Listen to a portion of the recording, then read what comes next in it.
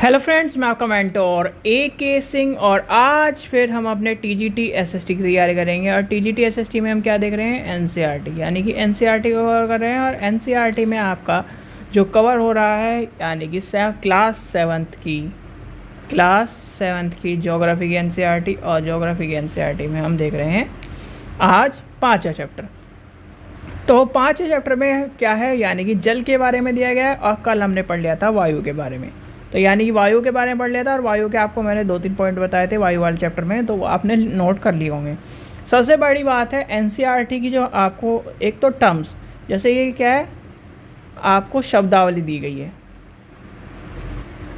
तो ये क्या है, थलशाला के भाई, ये छोटे और यानी कि छोटे घर के पौधे रखने का कृत्रिमन, एक तरह से जो आप क्या कहते हो नर्सरी जिसे कहते हैं, वो बताया गया है। तो कहीं ना कहीं ये भी आपको पता होना चाहिए। टर्मिनोलॉजी सबसे ज़्यादा इंपॉर्टेंट है, एग्जाम में टर्मिनोलॉजी सबसे ज़्यादा पूछी जाती है, क्योंकि बहुत सारी टर्मिनोलॉजी हिंदी में चलो समझ में आ भी जाती है, पर बहुत सी टर्मिनोलॉजी हिंदी में समझ में नहीं आती है, तो वो कहीं ना कहीं आपको पता होना चाहिए। चलिए तो आगे चलते हैं, आज का जो चैप्टर है उसमें देखते हैं। सबसे पहली बात आती है, पहले कुछ टाइम से, यानी कि पहले कुछ टाइम में TGT में और आपके TET एग्ज़ाम में आपका जल चक्र के बारे में ज़्यादातर क्वेश्चन आपके पूछे जाते थे। पर अब जो पूछा जा रहा है, जल चक्र हो गया है ख़त्म, चाहे वो GK में हो चाहे आपके किसी भी सेक्शन में हो, जल चक्र हो गया है ख़त्म।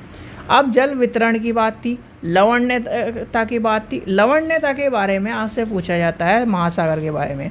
और लवणता के महासागर में कौन सा है, यानी कि आपका जो हम क्या कहते हैं डेथ सी, उसमें क्या है कहा जाता है कि वहाँ पर लवण ज़्यादा है, इसलिए कहीं ना कहीं वहाँ पर कोई भी डूबता नहीं है। तो वो क्वेश्चन आपसे पूछा जाता है एज ए GK, ना कि आपके किसके TGT के एग्ज़ाम के ऊपर।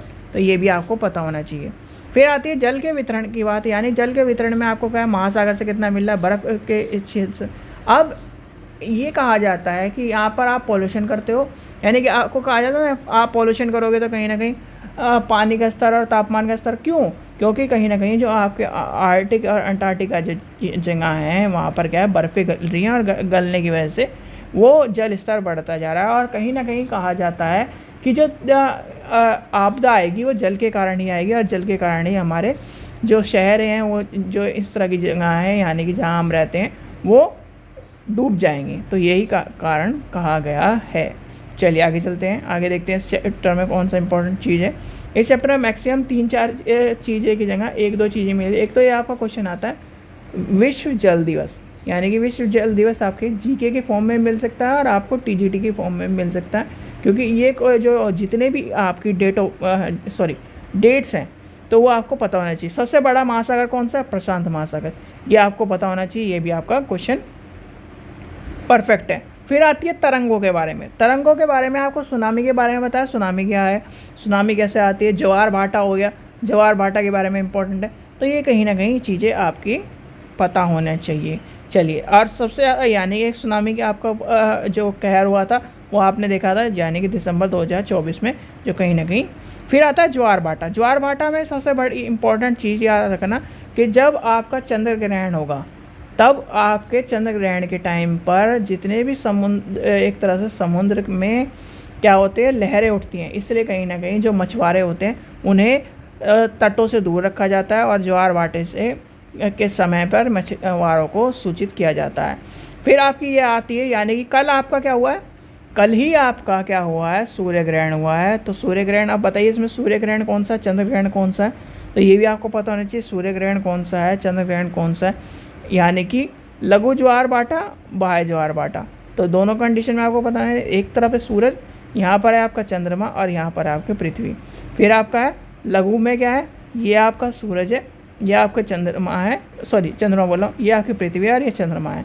तो ये भी आपको पता होना चाहिए कैसे कैसे किस तरह से। आजकल कुछ भी यानी कि एक तरह से ये मान लीजिए कि एग्ज़ाम में छूटा नहीं जा रहा है, और ख़ासकर आपकी NCERT से ही आपसे चीज़ें पूछी जा रही है। आपको ये इमेज दे देगा तो आपसे पूछ लेगा कि निम्नलिखित में से ये किस यानी कि क्या दर्शाता है, तो आपको पता होना चाहिए लघु ज्वार भाटा, ये बाह्य ज्वार भाटा। ठीक है, चलिए आगे चलते हैं। फिर आता है महासागरीय धाराएं। महासागरीय धाराओं में आपके क्या है, एक जो महासागर की धारा में जैसे ठंडी धाराएं होंगी, ध्रुवीय धाराएं हों, उच्च अक्षांशिक हो गई, उष्णकटिबंधीय हो गई। तो ये आपको कहीं ना कहीं ये पता होना चाहिए, पर ये आपके लिए इम्पोर्टेंट नहीं है। इम्पोर्टेंट जो थी वो आपको मैंने बता दी है। मैक्सिमम इस चैप्टर में एक ही चीज़ हमारे लिए इम्पोर्टेंट मिली। जैसे आपसे एक क्वेश्चन पूछा जाता है, दिन में 2 बार नियम से महासागरीय जल का उठना व गिरना कहलाता है, क्या कहलाता है? ज्वार भाटा कहलाता है, महासागरीय धारा कहलाता है, तरंगे कहलाता है। अब ज्वार भाटा में क्या होगा, महासागरीय धारा में क्या होगा, तरंगे में क्या होगा, तो ये आपको बताना है। सामान्य गर्म महासागरीय धाराएं उत्पन्न होती हैं, तो कहाँ होती है? ध्रुव के निकट होती है, भूमध्य रेखा के निकट होती है। तो ये क्वेश्चन जरूर करने हैं कहीं ना कहीं, क्योंकि इस क्वेश्चन में, और ये मैच द फॉलोइंग ज्योग्राफी की क्लास 6th में भी मैंने आपको कहा था, और 7th में भी कहा था, और 8 में भी मैं आपको यही कहूँगा कि इन तीनों के जो ये क्वेश्चन आ रहे हैं, ये वाले क्वेश्चन ज्योग्राफी में सबसे ज़्यादा मिलते हैं। इन क्वेश्चनों को नोट कर लेना, इनमें से आपको 1 या 2 क्वेश्चन हर हालत में मिल जाएगा, तो इस चीज़ का ध्यान रखना। ठीक है बच्चों, चलिए आशा करता हूँ आपको वीडियो पसंद आई। वीडियो पसंद आई तो लाइक करें, चैनल को सब्सक्राइब करें, और वीडियो को ज़्यादा से शेयर करें, क्योंकि जो चैप्टर कहीं ना कहीं छोटा है तो वो छोटा ही रहेगा। ज़्यादा बड़ा वीडियो बनाकर या फिर कोई भी आलतू फालतू की चीज़ बताकर आपको गुमराह नहीं करना है मुझे, तो इस चीज़ का ध्यान रखें। चलिए, थैंक यू।